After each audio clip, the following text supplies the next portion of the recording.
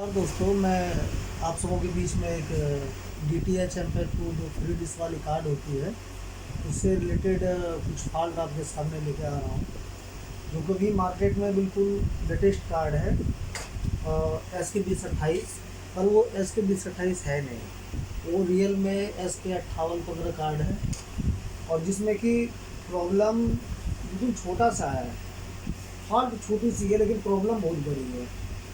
कुछ देर चलने के बाद जैसे मैन्युफैक्चरर है या रिपेयर करने वाले हैं, उन लोगों को काफ़ी परेशानी इस फॉल्ट की वजह से काफ़ी परेशानी सामना भी करना पड़ रहा है। और इस कारण से जो मैन्युफैक्चरर उनके पास रिप्लेसमेंट भी बहुत ज़्यादा आ रहा है। इसमें फॉल्ट क्या है कि कार्ड को जैसे नया सेट बना के भेज देते, कुछ देर जब चलता है, कुछ देर चलने के बाद उसमें साउंड बंद हो जाती है। मेन पॉइंट ये है कि साउंड बंद हो जाती है। और साउंड बंद होने का कारण क्या है कि इसमें एक छोटा सा फॉल्ट है। ना तो मेन आईसी ख़राब है, ना साउंड आईसी ख़राब है। क्योंकि इस फॉल्ट के पीछे मैं भी काफ़ी परेशान रहा।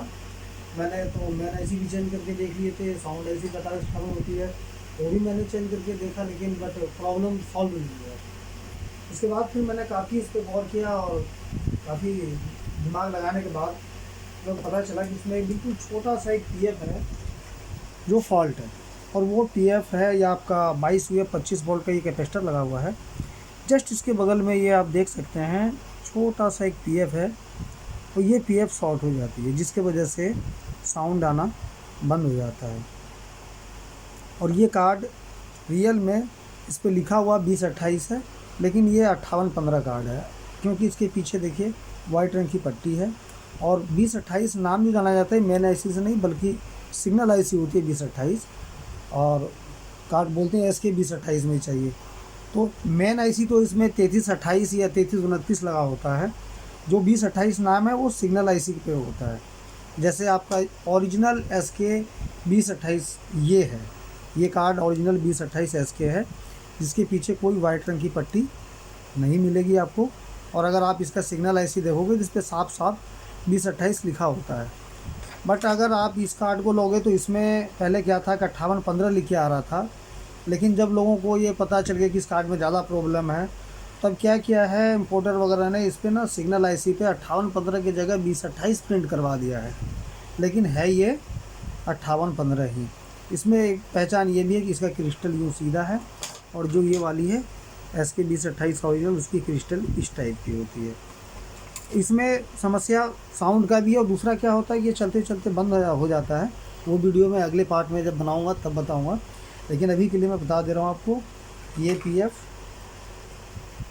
PF है 22 UF 25 वोल्ट कैपेसिटर लगा हुआ है। इसके बगल में ये PF है, ये PF शॉर्ट होता है। आप इसको निकाल दीजिए, साउंड आ जाएगा। अगर नहीं आता है, इसको निकालने के बाद साउंड नहीं आता है, तो ये 4558 मेन वो साउंड ऐसी है। इसके लास्ट की जो दो पिनर टच करनी है, टच करके यूँ हटा दीजिए तो साउंड आके बंद हो जाएगी। तो फिर इस स्थिति में क्या होता है कि ये जो देखिए, यहाँ भी 2 रजिस्टेंस लगी हुई है, फिर ये 2 PF लगा हुआ है।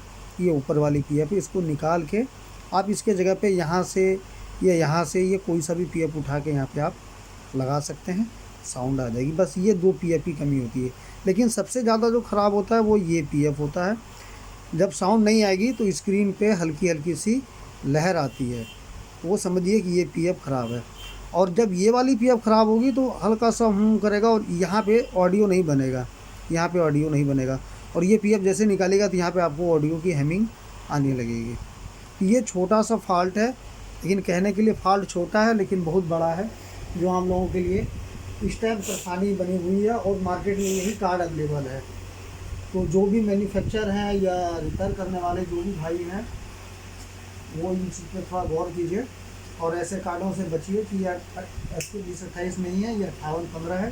बाकी मेरे चैनल को लाइक कीजिए, सब्सक्राइब कीजिए, और अधिक जानकारी के लिए कमेंट कीजिए। DTH चाहे MP4 हो, MP2 हो, किसी भी तरीके कार्ड के लिए आप हमसे संपर्क कर सकते हैं। जानकारी चाहिए तो। धन्यवाद।